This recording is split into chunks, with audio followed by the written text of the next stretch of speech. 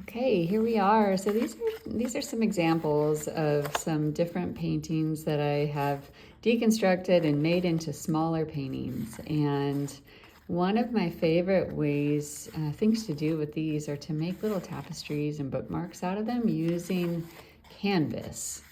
So I will show you, all you need is leftover paintings, some canvas, such as this is raw canvas that's not gessoed at all.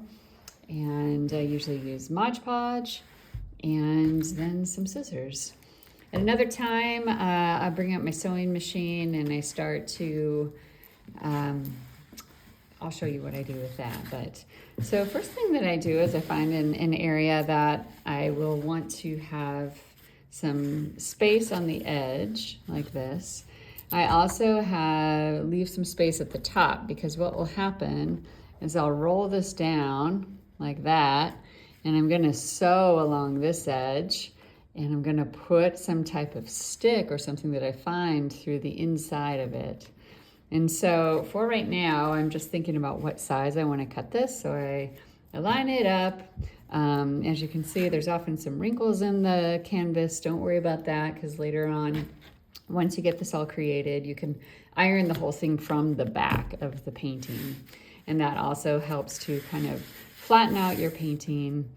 And so all that I do now is I just begin to cut the shape that I want. In this case, rectangular with a little bit of frame around it. You can decide how much you want to do.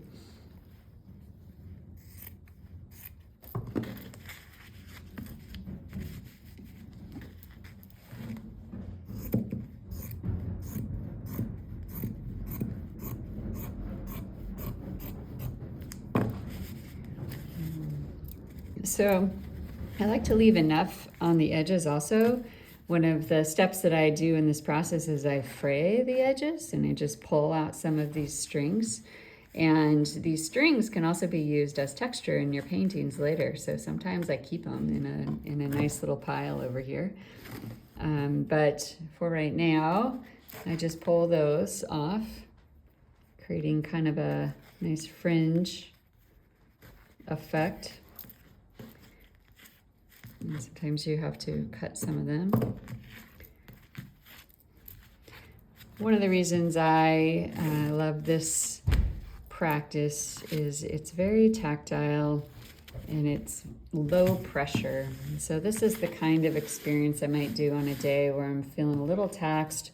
I still want to stay connected to my creativity, and I want to kind of be in that mindset of just reusing and finding new ways to use the things that I might toss. So like this was just a scrap piece of painting that I had done one day with one of the people here in my studio.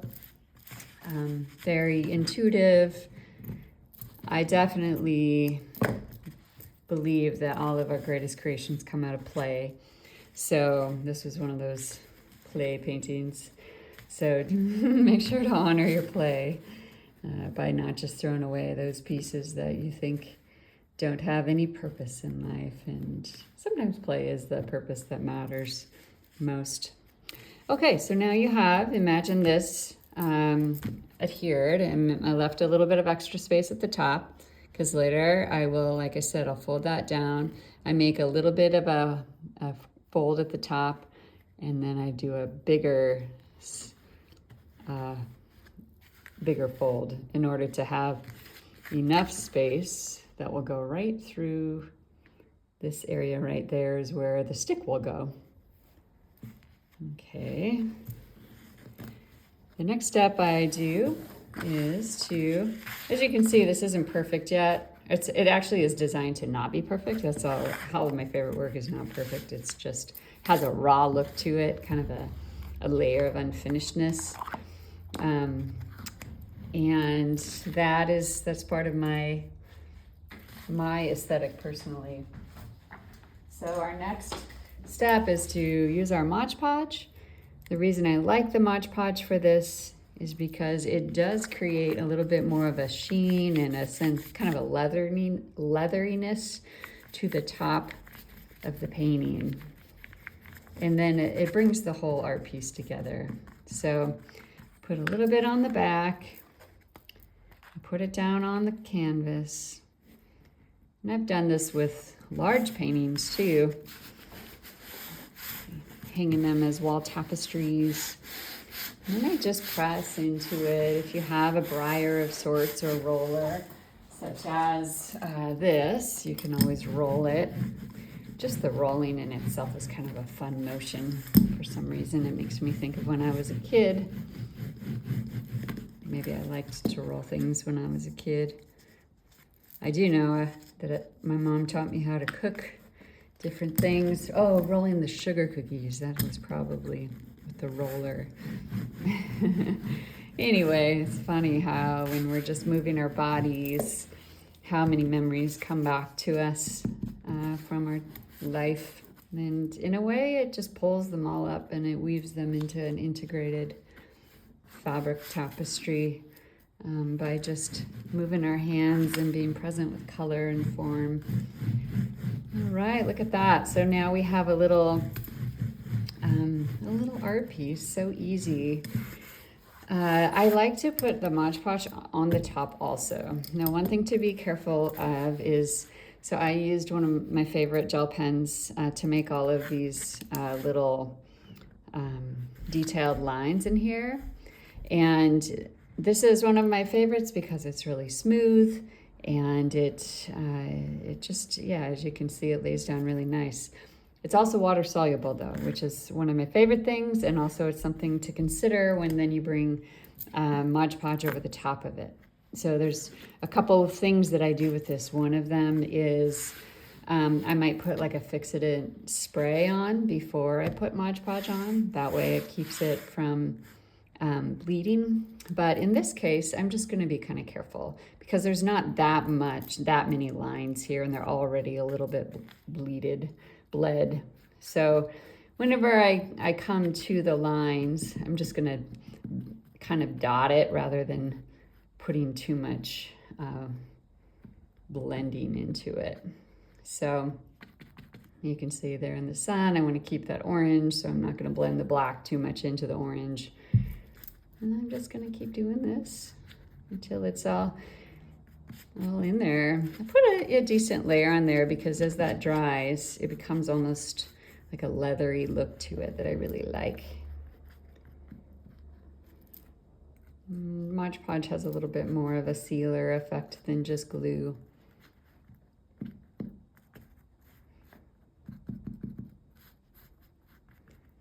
All right. The simple act of laying down glue feels soothing to me. And when I'm thinking about the choice of what art I use on any given day, I think about what my body needs. And that motion of slow and steady and repetitive and smooth is very soothing.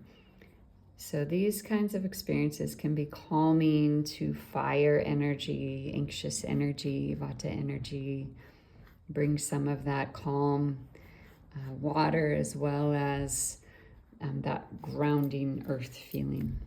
So here we go. We're just going to let this dry for a bit. It'll probably take half an hour to an hour or so. But hair dryers are also a nice way to speed up your drying process. And I'm, for the sake of noise and space today, I'm not going to actually bring out my sewing machine and sew this.